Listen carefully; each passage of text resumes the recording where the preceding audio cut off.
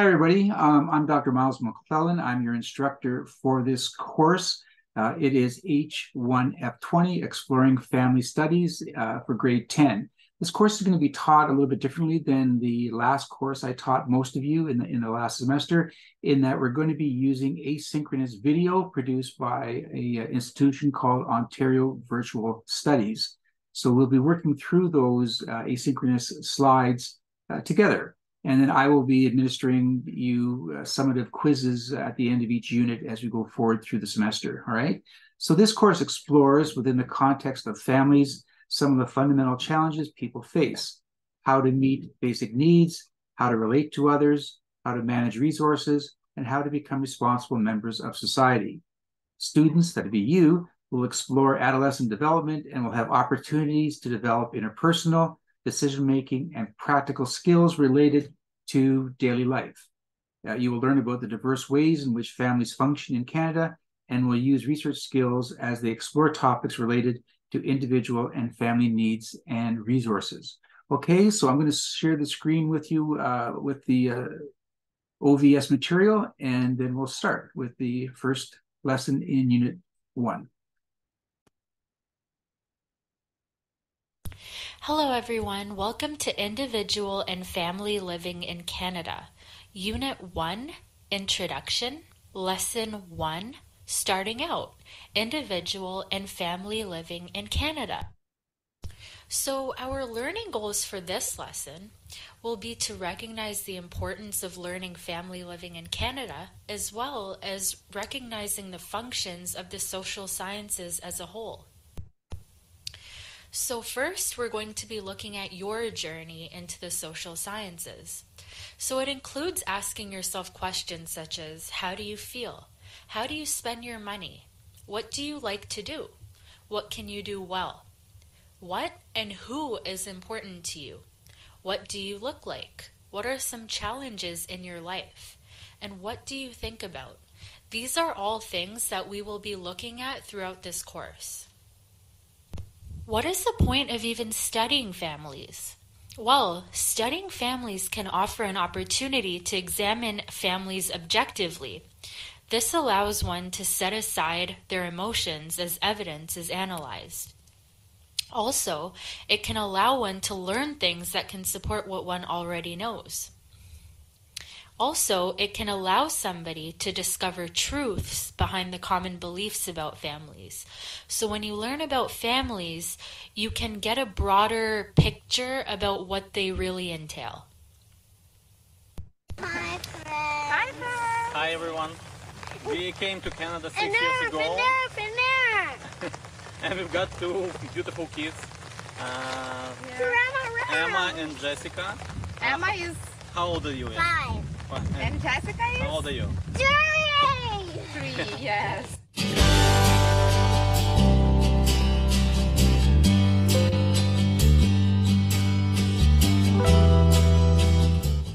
We'd like to share our experience of immigration, some moments, some tips, some information that would be probably interesting for you, and especially if you're thinking to immigrate or if you already decide and applied already. We would be happy to give you some advices and to show Canada from our points of view. We came to Canada 6 years ago.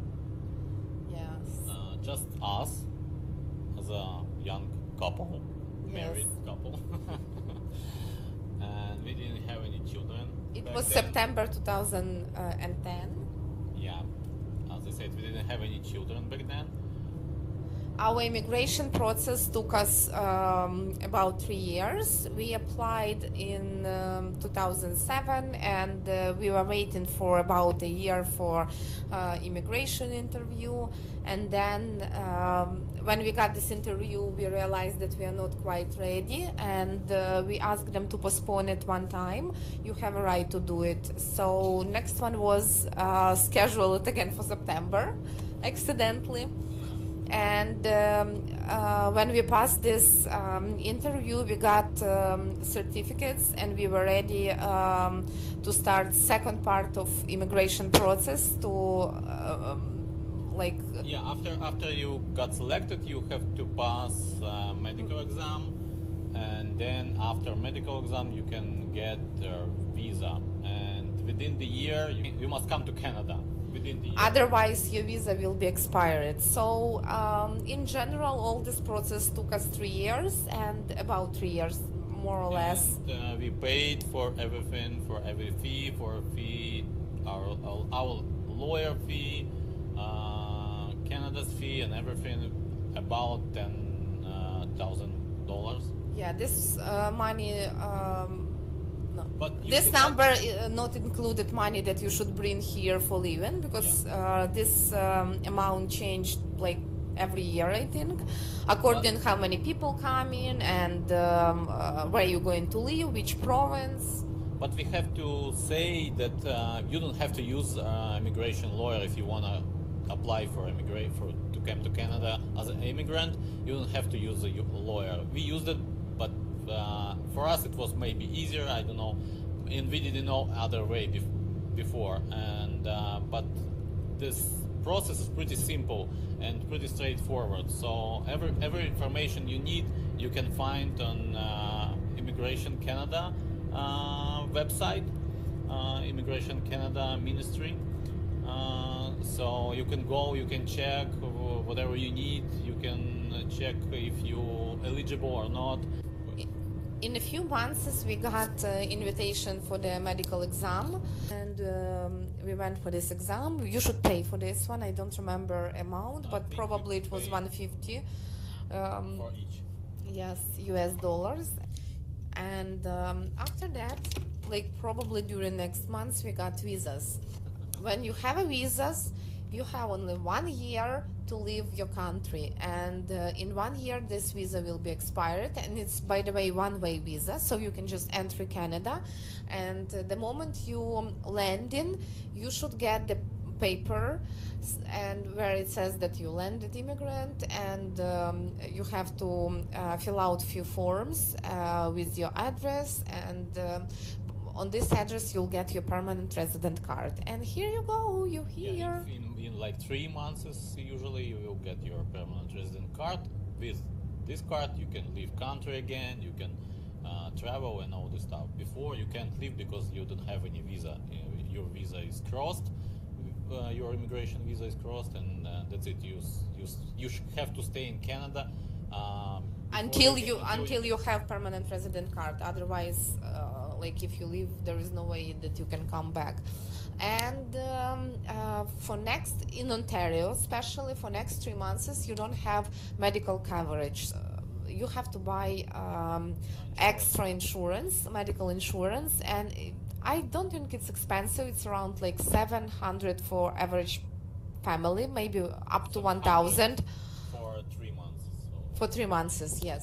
But in 3 months, you'll get OHIP. It's Ontario Health Insurance Program. Now we have 2 kids, and we live here for 6 years already.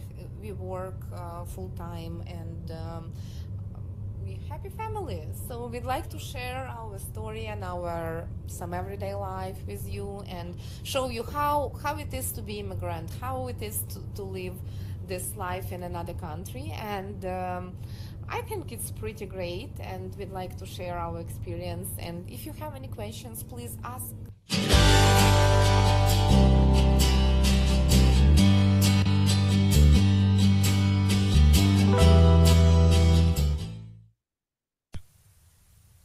So, what exactly are the social sciences? The social sciences are essentially the study of human behavior. This includes several subjects, such as APS, if you've ever heard of it. It's psychology, sociology, and anthropology, and economics. So psychology examines how one thinks, feels, and what motivates them. Sociology, on the other hand, studies how people behave with others. This can be within families, groups, and societies. Anthropology, on the other hand, studies humans and their cultures. Economics studies the production and distribution of wealth. Here's a detailed picture of what the social sciences entail. So, the social science research looks for the patterns in human behavior as well as connections among behaviors. This includes the patterns of behavior being learned, not rules. So, instead of looking at the rules of behavior, we can instead look at the patterns, what causes things to occur rather than what occurs. And the results of this research is often expressed in percentages or ratios. But this course is not going to bore you with all of that. So the knowledge of the social sciences enables one to predict what is likely to happen. This can be based on past experiences, and obviously this differs among individuals. Not everybody can have the same experiences. This also enables one to conduct research into the beliefs and behaviors of individuals and families. So if you want to broaden your horizons, basically, you got to look at what causes things to happen rather than what is happening. And also, this is amazing because you can distinguish between opinions and facts, which is super important. So opinions are based on individual observations or beliefs, so they're more subjective, and facts are supported by evidence that everybody can observe, which is more objective. These findings can determine whether questions have been answered, and also they can consider how what one has learned applies to their own life. And this picture describes it all. A fact is a statement that you can prove, and an opinion is someone's idea or feeling about something. Social scientists use social science research methods to learn about human behavior. Research is usually published in academic journals, and studies are often reported in the news to raise awareness of new knowledge. This knowledge can be about individuals, families, and their lives. And what is great is that in this course, we will be looking through all of that, the trends which go on in Canada in regards to families. And these results can be used to make changes and improvements in personal lives. So what does it really mean to develop a theory? When somebody is trying to answer the question why, that is essentially developing a theory. There is no one answer for this. If there was an answer, it would be known as a law. But a theory is the attempt to answer such a question. It's an attempt to explain patterns of behavior. Theories are developed almost all of the time.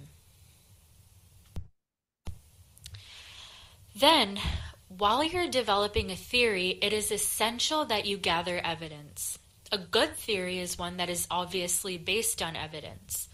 This evidence can be from facts, testimonies, and documentation.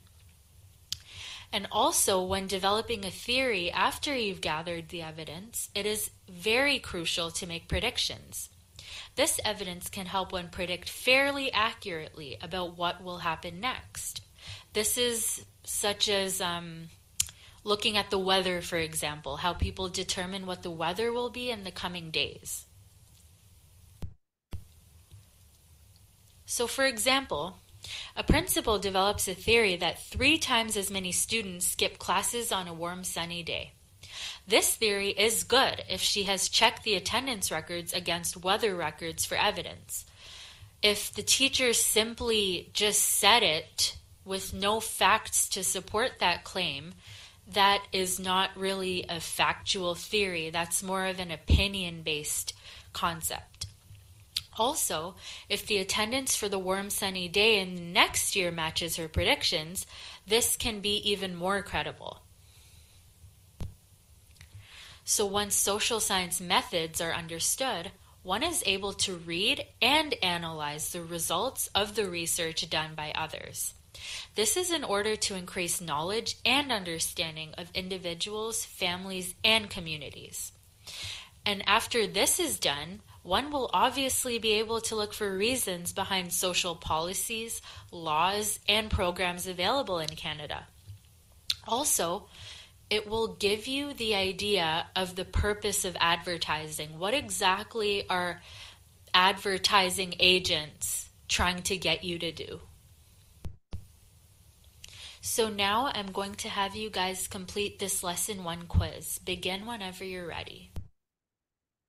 All right, guys. So we're not going to do those online. I will prepare a Google form for you and send it to you by email to complete. So don't worry about it at this stage of the game.